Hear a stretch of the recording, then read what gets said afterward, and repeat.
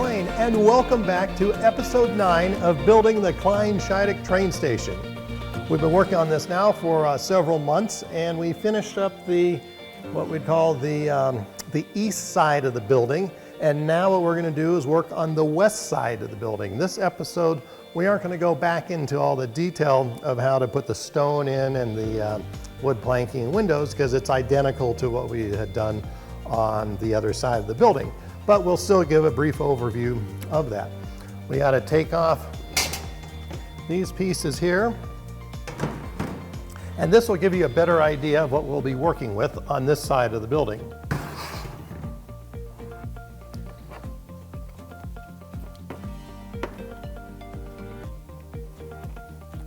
These we will end up painting later on, and they'll be part of the final assembly once we permanently attach all the walls together. So just like the other side, the first thing that we're going to do is put the stone tiles on the bottom half of the first floor, and we're going to bring them up to, on the cargo building, bring them up to about right here, and on the rest of the building for the utility closet, the restaurant, we're going to bring that up to about the bottom of where these notches go in, and then the wood paneling will start from there and go up the rest of the way. And we'll need to remember to put in that little notch all along here so that the roof panel can slide in flush up against the PVC board when we do our final assembly. So this lower section here will all be stone, and this upper section here will be the wood planking. We will do the stone, then the wood, we'll glue the windows in, stain everything, flip it over, and insert the windows and seal the windows inside the building. And that will finish up the detail on this side of the building. So, let's get to work. So just like we did on the other side of the building, we take our 1/8 by 1/2 inch by 24 inch base wood strips and cut them all to size, and then come along with the landscape adhesive to glue them to the PVC board. Once that's all set up, we do a light sanding to make sure that it has a nice finish. We then apply the stone tile to the first floor face of the PVC board, making sure that we have all the windows and doors cut out with a smooth edge. The next step is to do the final fitting of the windows and doors. You want to make sure you have a nice snug fit, but you may need to do a little bit of sanding and grinding to get that final fit. It's also very important to position your grinder in the right direction so you get the maximum amount of dust blowing into your assistant's workspace. Make sure you check the backs of all the windows and doors and use a Dremel to smooth out any of the plastic parts that stick out the back side so that the glass windows fit smoothly against the back of the windows and doors. Next up is to cut all of the window trim pieces out of 1/8 inch square basewood strips. Then we stain them and then glue them to the windows.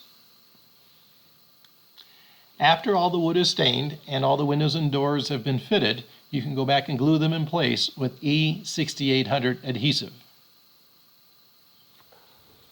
Okay, so we have glued all of the windows and doors in place, and now what we do is we come back and we grout all around these windows and doors on the stone. On the wood, the silicone and glue works fine, but on the exterior, try and grout around each of the windows and doors that are set inside the stone. It does a couple of things. One, it finishes off the edge, makes it look nice.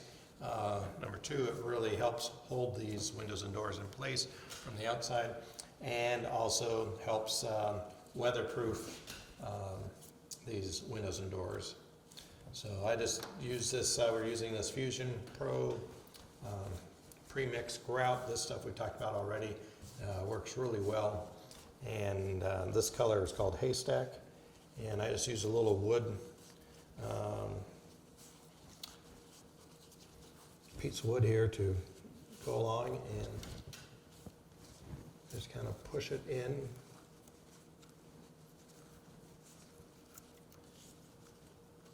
That looks pretty good. And just like regular routing, I use the sponge that has a little bit more of an abrasive edge to do the first kind of round of clean up and pushing it in.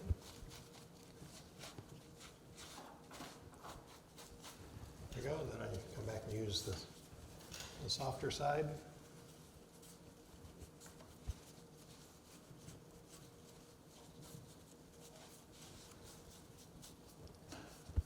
Clean that up. Then I take a towel that has a little bit of texture to it, and that helps get into the little cracks.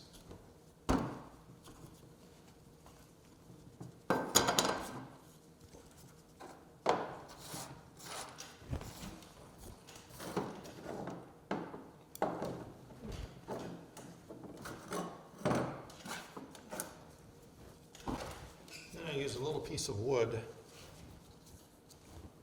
to kind of clean out these corners a little bit.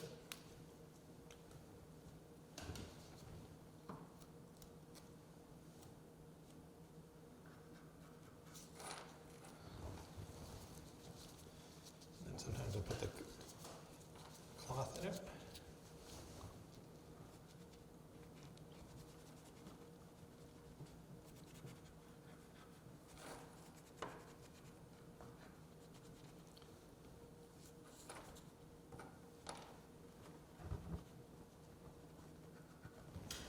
There we have it.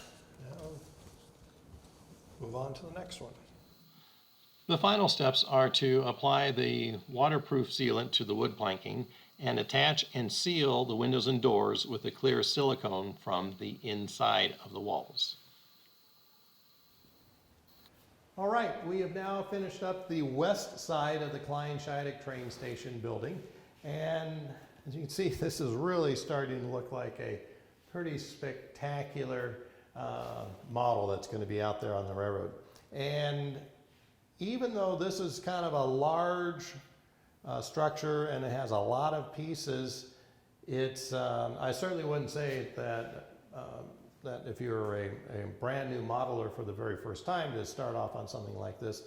But don't let something like this deter you from doing really cool larger models. I'll introduce you to Mario, and Mario's been helping work on this now for the last month or two, and you really haven't had much modeling experience in the past. No, none at all. And you basically did this entire side and most of the other side also. Yes. So tell me about that. I know at first when I asked you to do this side, your eyes got kind of really big and you weren't too sure about it, but it turned out fantastic. Yeah, so I had to cut the wood for all this. There's, about 100 pieces of wood here, and there's lots of cuts in between all these windows here. And the stone is the first time I've ever cut stone too with a grinder, and it took a whole day just to do the stone. So that was new for me.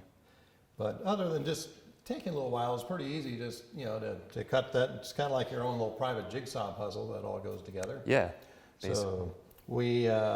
So we got all the stone in, we got all the windows installed, we got the glass, we got them sealed on the backside with the silicone, and then we did the trim around the windows here.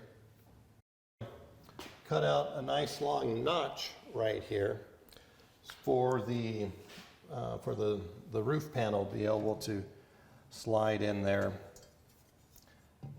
nice and snug like that.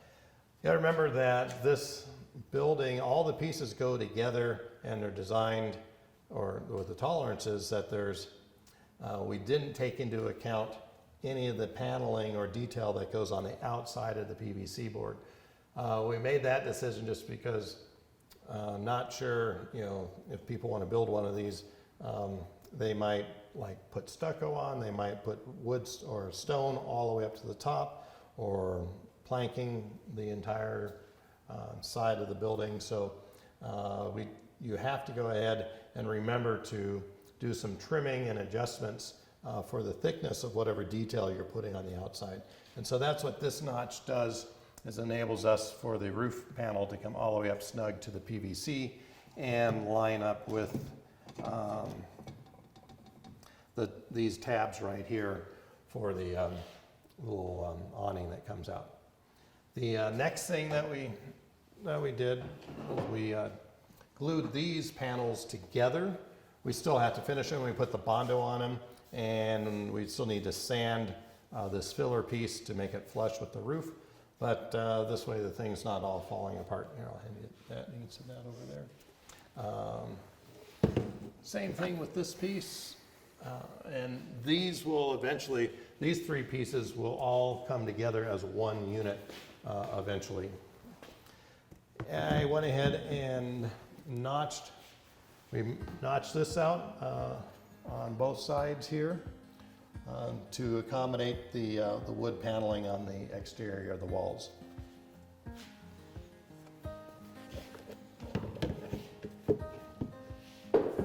Then on the inside, to hold up, we have the second floor now dropped in there, and we went ahead and glued, cemented all of the mushroom tabs into the sides of the building so it supports the floors in each section. And we forgot to put a tab on this one here.